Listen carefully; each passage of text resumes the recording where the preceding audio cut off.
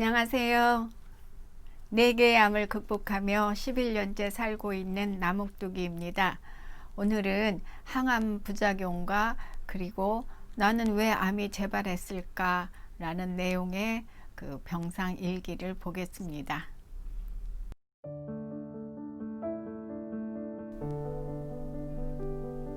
2012년 5월 3일 목요일. 어제의 나의 기대와는 다르게 밤에 잠을 잘 수가 없다. 온몸이 쑤시고 저리며 가려움에 도저히 잘 수가 없었다. 참을 수가 없어 막 긁다가 때리기도 했다. 피가 나도록 긁어도 가렵고 쑤시는 건 마찬가지. 팔 다리가 온통 순환이다. 뜨거운 물로 샤워를 해보았다. 그때뿐이다. 다시 찬물로 팔과 다리에 샤워기를 통해 물을 흘려보냈다. 할 수 없이 자는 딸을 깨워 다리를 마사지해 달라고 하였다. 2012년 5월 4일 금요일. 주방에서 조리하는 냄새가 너무 역겹게 다가온다. 방문을 꼭 닫고 코를 막았지만 속이 한번 울렁거리기 시작하면 구토를 하게 된다. 아까는 새콤한 오렌지를 1개 먹었는데 결국은 화장실에 미쳐 가기도 전에 거실에다 이를 버리고 말았다. 노란 액체와 건더기를 한바탕 쏟고 나니 기운이 하나도 없다.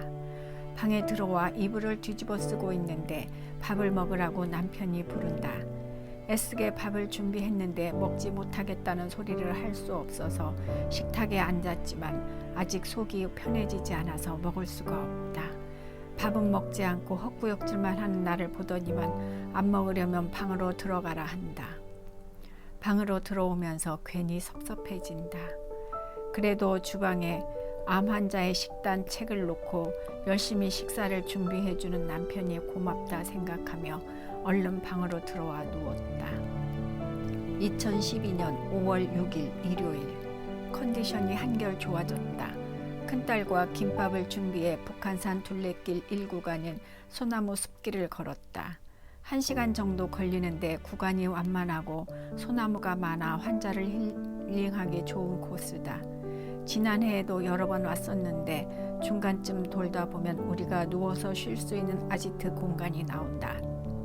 둘레길에서 나무 사이로 조금 들어가면 소나무 3그루가 우거져 있고 밑은 평평하여 돗자리 깔기가 좋은 장소다.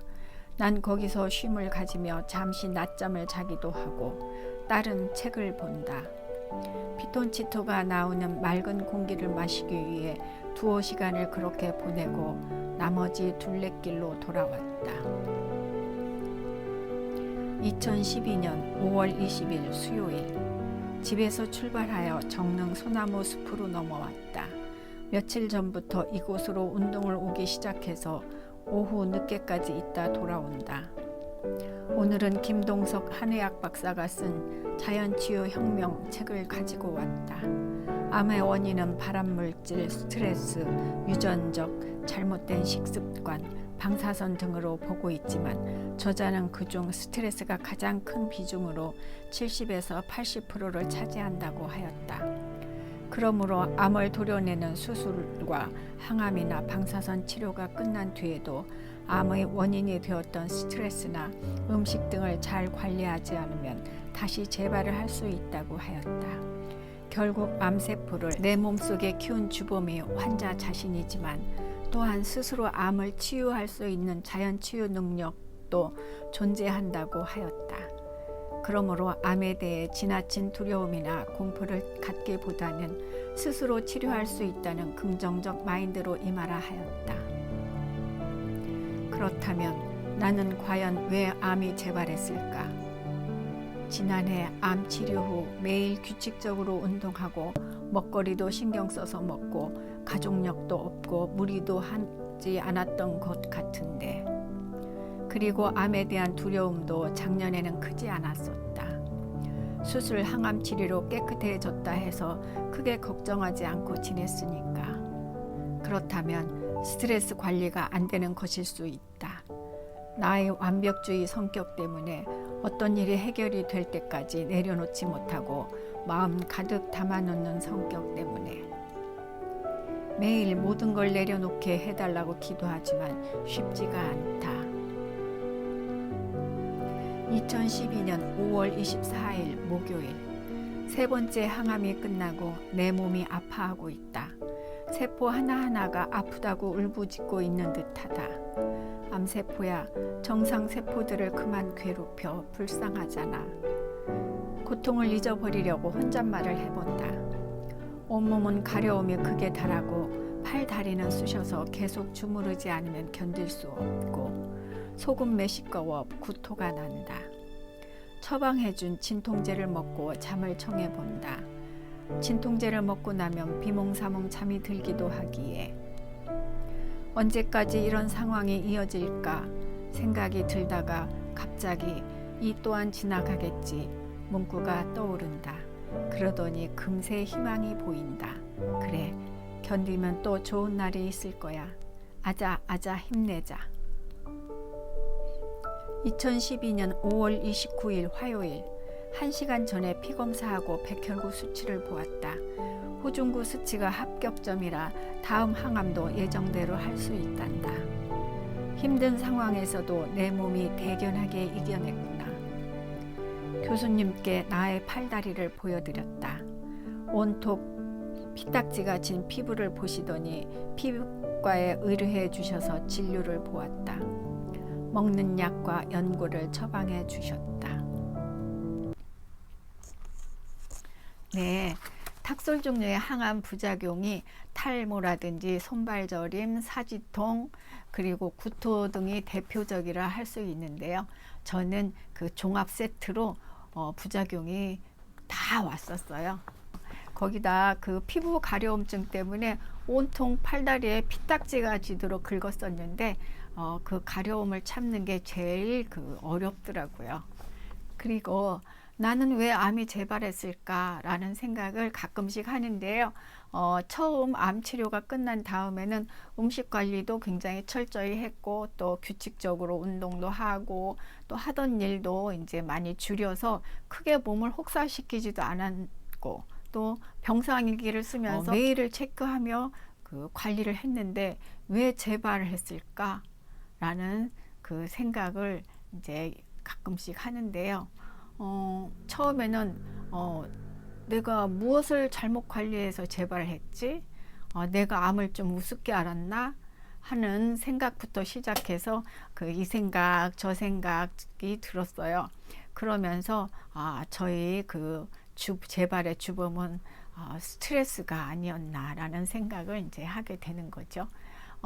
제가 예민하고 또 완벽주의 성격 때문에 어떤 일이나 관계에 있어서 스트레스를 많이 받는 편인데 암 관리에 있어서도 매일매일 나를 어떤 이런 정해진 틀에 넣어놓고 이제 그 틀에 딱 맞춰서 짜맞추려고 했던 것 같아요.